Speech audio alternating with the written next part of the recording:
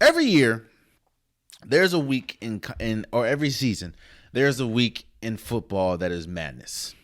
I think last year it might have been week 14 or week 15 where the Patriots lost to like the Dolphins. Kansas City lost pretty bad. The Ravens lost. Like, no, the Ravens didn't lose, but like teams that there's always a week where it's just stuff goes haywire. You know what I mean? And this season was week 13. Now, let me first start off by saying that this is one of the closest playoff races we have on both sides. You have the Saints up atop the NFC. You have the Steelers on top of the AFC. You know, you have a couple of 9-3 teams or a couple of 11-1 teams. You have a couple of first place potential teams in the North. I mean, in the NFC. There's a lot of it's a very close race. Let's say that.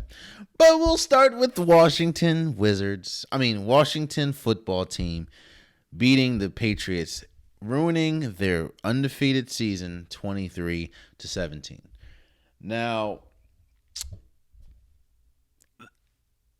let me say this. This was a huge loss and a huge win for Washington and a huge loss for the Steelers. And let's start with the Steelers at first. This is huge because because the NFL is adding another team to the playoffs, that means only one team gets a bye week. And I think that the bye week will benefit Pittsburgh, especially in the AFC, more than it would Kansas City. Now, I say only Kansas City because Kansas City is 11-1, and now Pittsburgh is 11-1. In Kansas City, their next few games is the Dolphins, the Saints, the Falcons, and the Chargers, while Pittsburgh's next few games are the Bills, the Bengals, the Colts, and the Browns. The difference between that is the only defensive, like the only good defensive team teams that the Chiefs play are the Dolphins and the Saints. Outside of the Bengals,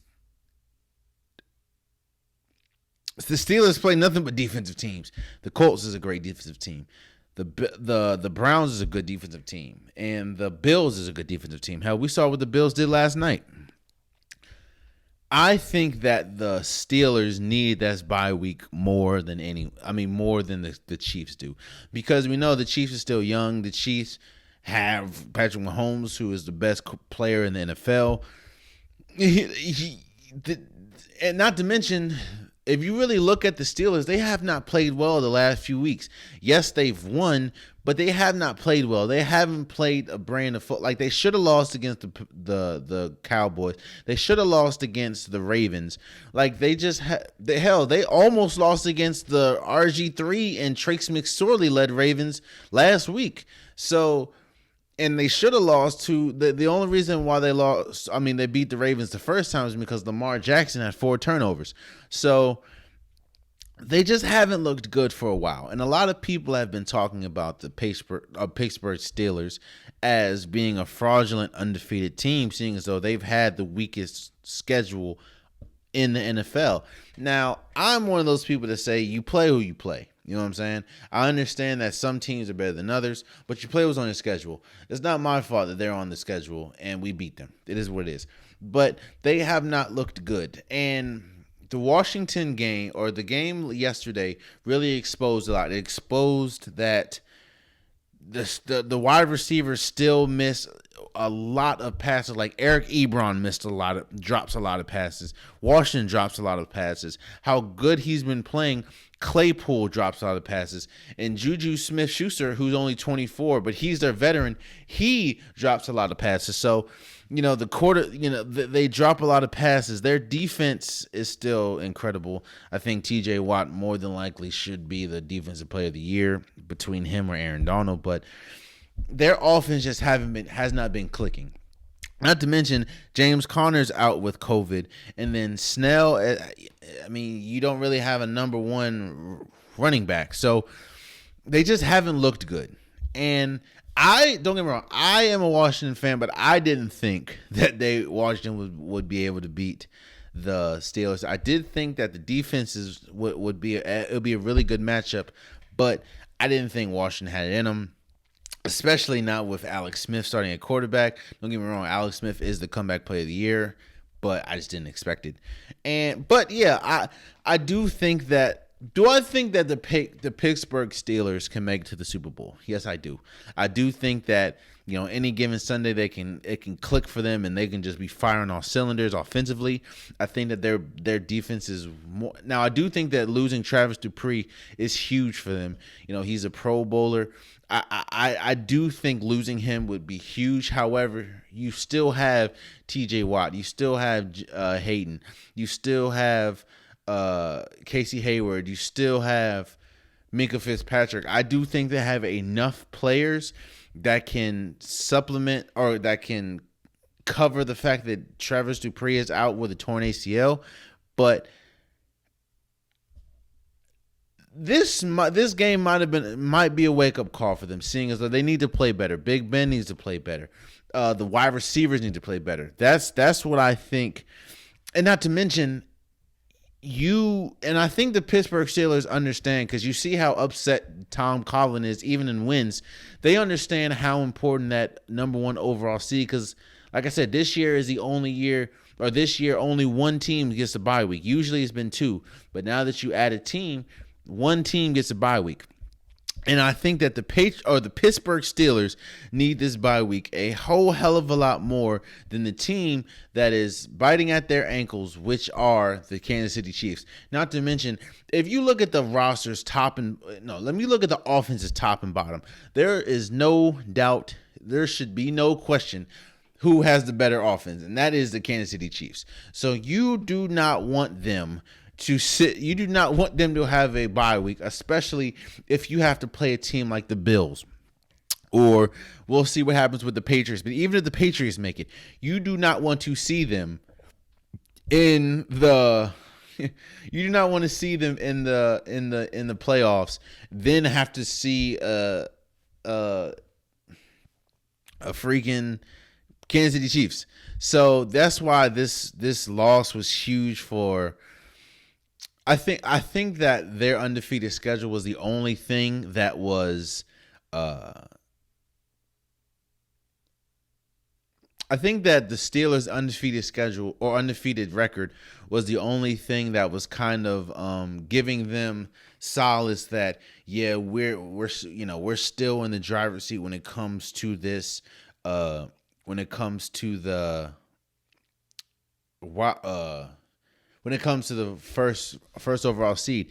Now that they're tying with, or they have the same record as the Chiefs, I do think that we're gonna have to see. Okay, whoa, now we've really got to play. Seeing as though outside of the Saints, but then again, will the Saints? I don't think the Saints with Taysom Hill, even though their defense is explosive, I don't know if the Saints.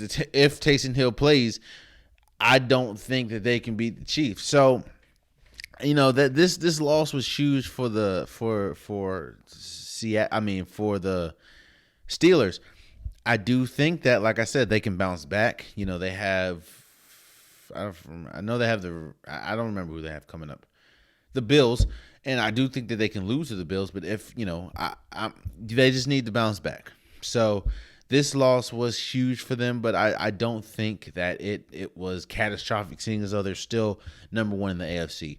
And this win was big for Washington, seeing as though what happened in the game against the Seahawks and the New York Giants. Now, Washington's not a good team. Washington's not a good team at all. Don't get me wrong. Now, their defense is elite. Their defense is a top three defense. No, let me chill out. Their offensive front is a top offensive front in the league. I'll give it top three. You have an offensive or defensive front of all first rounders. You have, to me, the rookie defensive player of the year in Chase Young. You have Kerrigan, who doesn't even start, but he's playing minutes. You have Payne. You have Montez Sweat. You have You have Jonathan Allen. Their defense is pretty good. Now, their defense does kind of. I'm just call it a spade. Their offense is not good. Outside of Antonio Gibson, who got injured yesterday, and Terry McLaurin, they don't really have a good offense. So I do think that I don't think that they'll be able. I do think defensively they can make noise if they make it to the playoffs. I'm just be real. They're not really a good team, man. They're a good defense, but they're not really a good team. But I said that this was huge because they're still tied with number one. Now they aren't number one, but they still tied with number one in the NFC East because the Giants went to Seattle and beat Russell Wilson and the Seahawks. Now, that was on the same level of shock value that the Washington beating the Steelers was. I didn't see it coming. I knew that the Giants had a solid defense, but I didn't think Colt McCoy was going to lead them past the Seahawks, especially seeing how the Seahawks played just a week earlier and how they looked incredible. I just didn't see it. But like I said, Washington still has a chance. They still have a chance to make the playoffs. I don't know.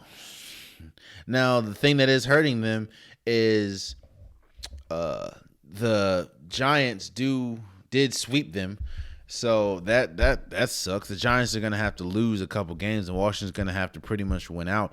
Now, that it also, Washington and the Giants winning and the Eagles losing does kind of close the there's a small chance, but it does kind of close the coffin for the Eagles. And tonight, if the Dallas loses to the Ravens, which I wholeheartedly believe they will, that closes the door for them pretty much. So right now it's still pretty much a 4-team race, even though they're trash. It's still a 4-team race in the NFC East, but Dallas losing tonight, if they do lose, and the Eagles losing to the Green Bay, pretty much close the door for them. So